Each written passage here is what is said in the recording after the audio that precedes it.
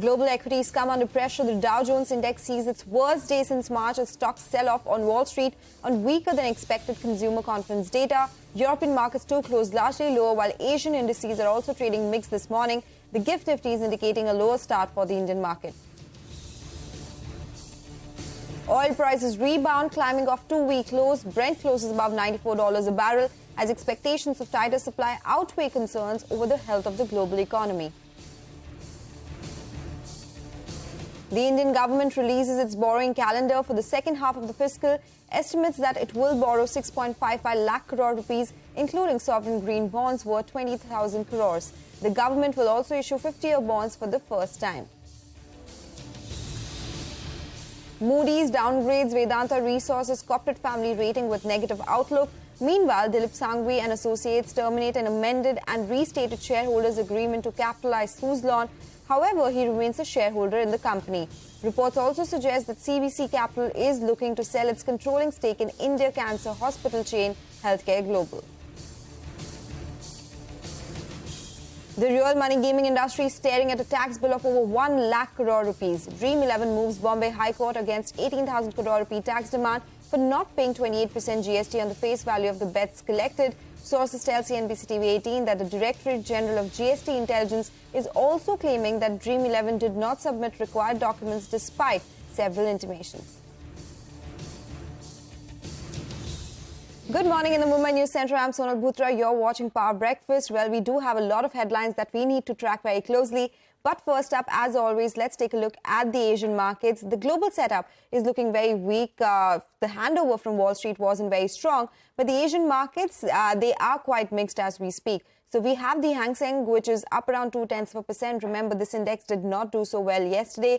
Taiwanese index also up around 0.2% as we speak. Shanghai is in the green as well, but we do have the likes of Nikkei, Straits Times and Kospi, all of them trading with cuts of anywhere between 0.2% to 0.7%. So the macro data coming in the Chinese region and also Australian inflation is something that the markets are watching out for as well.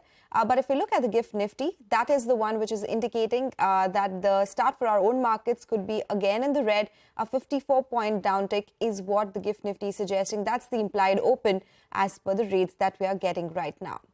Let's talk about the U.S. markets then. Wall Street indices stumbled on Tuesday with Dow Jones giving up nearly 400 points, marking its worst day since March. The Nasdaq Composite slid over 200 points, while the S&P slipped more than 60 points. The losses come after new home sales and consumer confidence data missed economists' estimates. Homes under contract came in at 675,000 for August, which is down 8.7% from July. CNBC's Bertha Coombs gets us a wrap of all the action on Wall Street. Markets all in the red on Wall Street Tuesday. The S&P 500 falling to its lowest level in months, breaking below 4,300, with the Dow and Nasdaq also falling for the fifth day out of the last six after the release of disappointing home sales and consumer confidence data. The Dow down 388 points, the S&P 500 losing 64, and the tech-heavy Nasdaq dropping 208.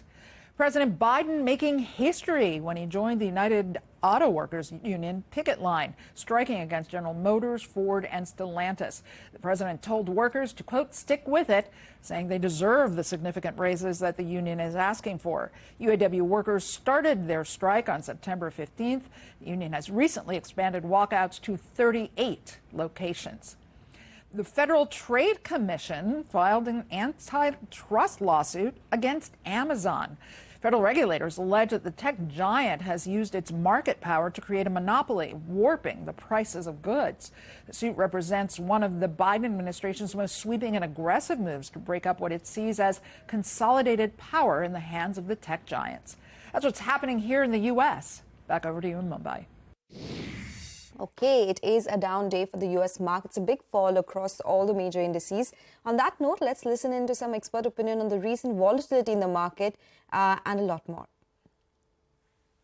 We have wages, we have inflation, we have bond supply, and all that is weighing on the market right now. And until there's some resolution in the bond market and on yields, you're going to have this heaviness on the index level. And as we've seen over the last 4 to 6 weeks, it's really sitting on the tech sector, which of course is still the best performing sector of the year. So places to take profits and where investors really had flocked. And once it was FOMO, it was kind of clear that it was a vulnerable place to be should something not go right. Now, the interesting thing here is that the fundamentals are actually quite good. We're going to finish the quarter at a 3 to 3.5% real GDP, supporting earnings going forward. You don't get a recession at the end of that, but the yield could stop this year. I think some of the volatility is just a little bit of concern about, lately we've heard this idea about recession again. Yes. But if we look back to, the Fed meeting and their SEP, it does seem more like the soft landing is very much in play for them. It just seems like the market's a little concerned that it's possible that, they could potentially go further with rate hikes, although it did seem like a Goldilocks scenario when you look at the SEP. You even heard Jerome Powell, Chairman Powell, sort of allude to it, right? The economy is still very strong, growth expectations rising. The consumer doesn't seem to be too fazed by higher interest rates, and I think that's where the concern sort of comes in. Does a soft landing turn into sort of a no landing scenario, and then in that scenario, does the Fed have to raise rates higher? And then if you're in that scenario, do you then move into a recession? So I think it's almost like we're getting closer to what's the next phase, and then how does the Fed navigate rate cuts, or do they actually get to cuts before hikes? Okay, all right. That is some expert opinion coming in on the U.S. markets. It's time to get you the final update in our global market wrap this morning. European markets ended Tuesday's trading session largely lower, with the French CAC down about 50 points, the German DAX sliding 150 points, and the British FTSE closing flat. The pan-European stock 600 closed at an 11-week low as well. Germany's 10-year government bond yield, the euro area's benchmark, edged higher after having hit a 12-year high of 2.8% on Monday. The sterling hit a fresh 6-month low against the US dollar, while the euro dropped to an over 6-month low as well. Okay, that's what's happening with the global market action. The picture is not looking so rosy, but how will these overnight cues impact our own markets? We have our research team joining in to tell you just that. What will the trade setup look like, the stocks that will be in the news, and the action from the F&O space as well. Hey guys, a very good morning to all of you. Rima, let me come across to you first up. Looks like a down day for our own markets. Yes, the GIFT Nifty is currently suggesting a slightly lower start. The global handover has been very weak. The Dow, the S&P 500, Nasdaq losing 1 to 1.5%. And, if you just cumulate the losses the U.S. markets have seen in the month gone by, it's actually quite staggering. So month to date, the Dow is down 3.2%. The S&P 500 has erased 5.2%, and the Nasdaq has plunged close to 7%. In that context, the Indian markets have been quite the outperformers. Month to date, the Nifty, the mid-cap index are all up more than 2%, 2 to 2.5%. So at a time when the US market is struggling, the Indian markets have clocked in a big outperformances. The question is, can this sustain? The global backdrop, just to labor on the point about US markets, the economic data was weak, the consumer confidence, the new home sales, the US 10-year yields continues to be above 4.52%. Yesterday, the Indian markets traded in a very narrow band between 19,650 to 19,700, so practically unchanged. But tomorrow is going to be the September expiry, and that's going to be crucial. In terms of flows, the DII's net bought 714 crore, the FI's net sold 693 crore. Month to date, the FIs have sold more than 21,000 crore rupees, while the DIIs have bought a little less than 15,000 crore rupees. And while we'll talk more about the secondary market action, the primary market action continues to be hot as we come to the close of this half year. So Signature Global Size Silks will list today, while Valiant Laboratory IPO opens for subscription. Back to you. Oh, yes. So there's a lot of action in the primary markets, but a lot in the secondary market as well. So let's talk about all the stocks that will be on our radar. Abhishek is joining us now. Well, Vedanta Resources, CFR, Moody's have downgraded the rating to Caa2. Outlook remains negative. For Pratap Snacks, GST authority have conducted search and seizure at its Bangalore manufacturing unit. Suzlon Energy, Dilip Sangvi and associate have terminated the agreement of being an investor group of the company. So Hiten Timbadia, investor group's nominee director on board, has resigned as well. REC and PNB, they have signed MOU to co-finance finance infra project debts worth about 55,000 crore over the next 3 years. DCM Shriram Fenesta increases its extrusion capacity by over 40% in quota. So annual capacity now will be at about 12,284 metric tons versus 8,600 metric tons that they had earlier. Welspun Specialty, they have received orders worth rupees 21 crore for stainless steel bars from a domestic customer. Borosil Renewables, there is update on their income tax demand notice, which has been quashed and disposed writ petition in favor of the company. This was amounting to about rupees 19.5 crore. RK Forging, they have approved conversion of warrants into equity, and they'll also consider and approve fundraising by equity in the future as well. Century Textile, its arm Birla Trimaya Phase 1, 100% has been sold out. So the company has received booking value of about 500 crore for 556 units. Back to you.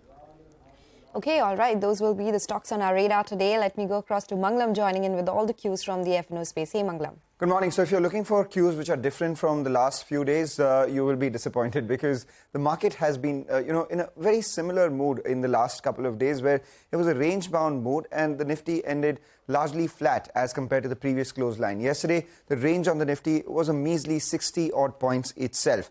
The FIs, they continue to sell in the cash markets. However, the quantum of selling has been declining over the last few trading sessions, and yesterday it was arrested under 700 crore itself. But they're selling in index futures as well. Yesterday was some long positions being unwound, and as a result of which their long exposure now stands at 48%. Remember, this at the peak was close to around 66 odd percent, so it's now come down to 48% from there itself, 1 day ahead of expiry.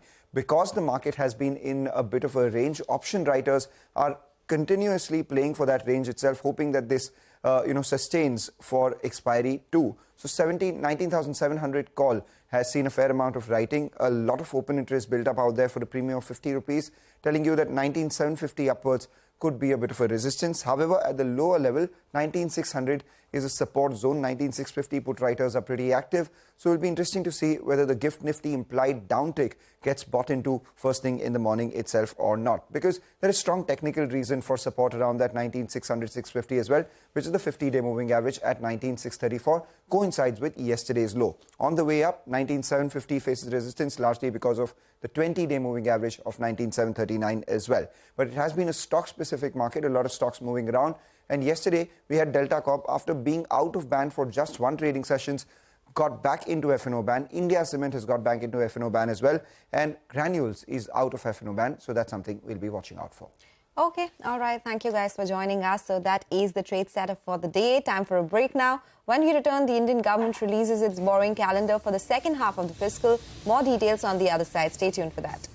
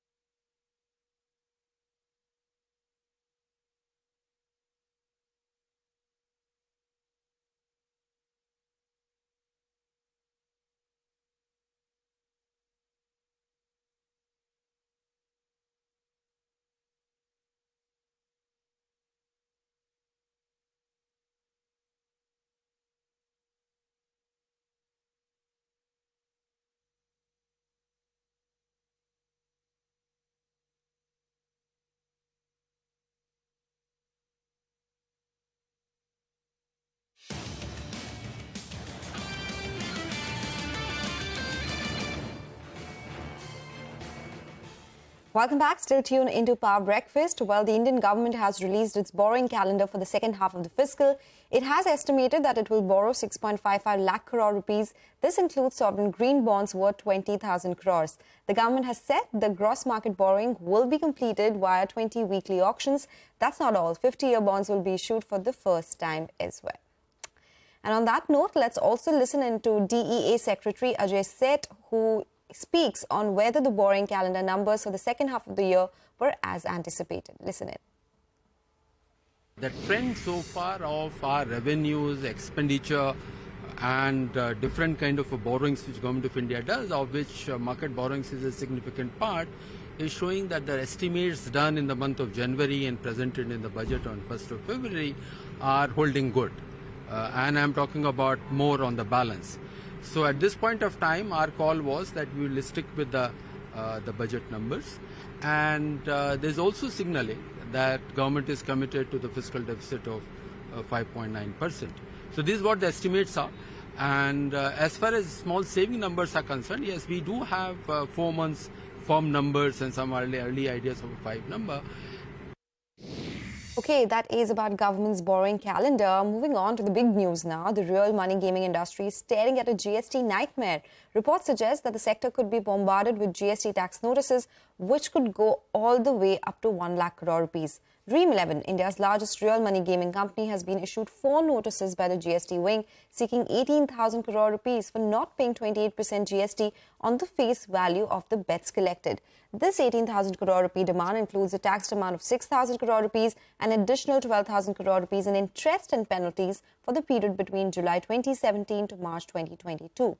The DGCI has also alleged irregularities on account of wrongful classification of online gaming activities and claims the Dream11 did not submit required documents despite several intimations. The company and the DGCI remain engaged in the talks over the demand notices as well. Okay, with that, we'll slip into a break. Up next, we'll get you all the cues from the commodities market. Stay tuned for that.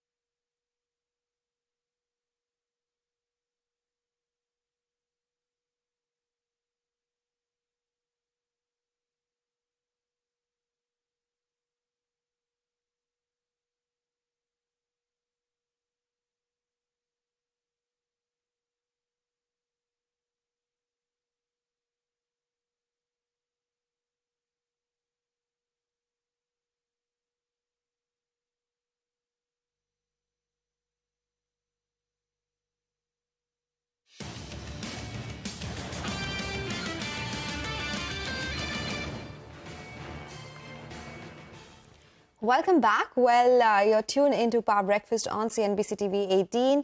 Crude prices, they have seen some rebound. So let's get to know more about what's happening in the commodity space with Manisha Gupta. Hey, Manisha, good morning.